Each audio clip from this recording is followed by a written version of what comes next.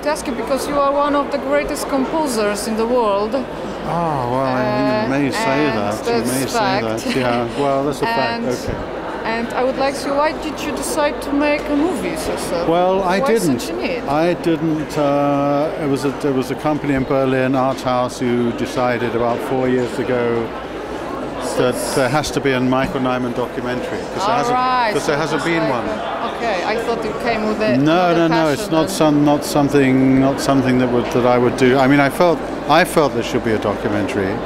So there is a misunderstanding. But there's no way that I would generate such a thing. There's no way that I would ask anyone to make a documentary. Yeah. So it basically came as a request. Michael Nyman, we want a documentary. Will you participate? Okay. I mean, I have a certain amount of vanity, and I like my work, and I wanted to be represented, but the idea didn't come from me. And it's what's good about this documentary is that what's good about me is the music.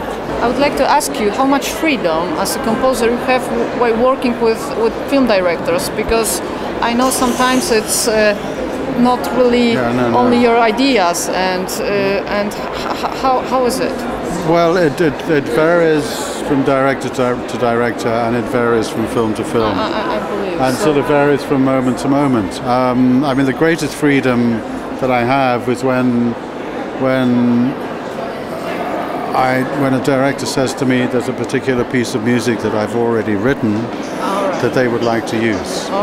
And that makes me very happy, because as you know, one of the problems with writing film music is understanding what the director wants. I know that. And the director understanding what you present to them, and sometimes this misunderstanding can go on for weeks or months, and sometimes you have to say, I don't understand you. Get to the point. You don't understand me. Let's go our separate ways. It's a common problem. Yeah. So because music's very difficult to explain. Also, directors have a particular, they have a very personal attitude towards their work.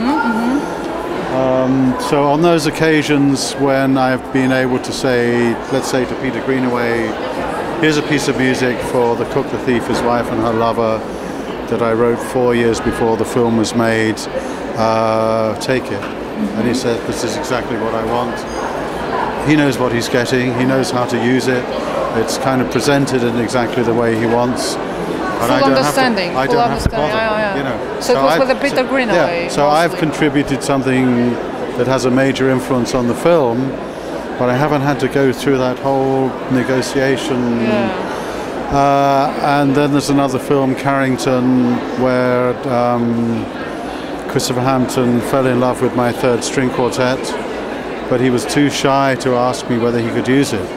And I said to him one day, I said, what you really want is that piece of music, isn't it? And he said, oh yes, I would really, but it's a string quartet, it's a serious piece of music. And I said, take it. So that solved the problem with that score.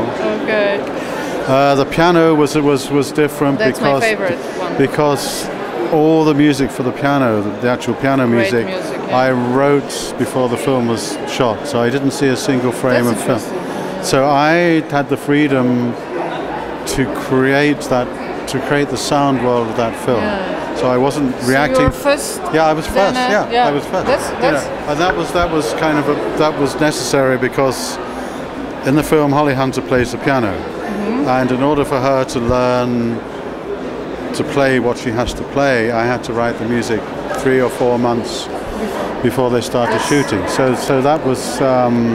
So in that sense, I was very lucky that Jane accepted the music, but Jane was also very lucky that she to have this music ready. Yeah, exactly. For because they could have gone on location, and Holly could have played the music, and Jane could have said, I hate this music. This is the wrong music for my film. So I think I did extremely well on that.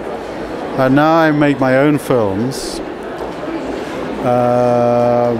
which are kind of little observational films. I should be filming this process now, you see. Let's. And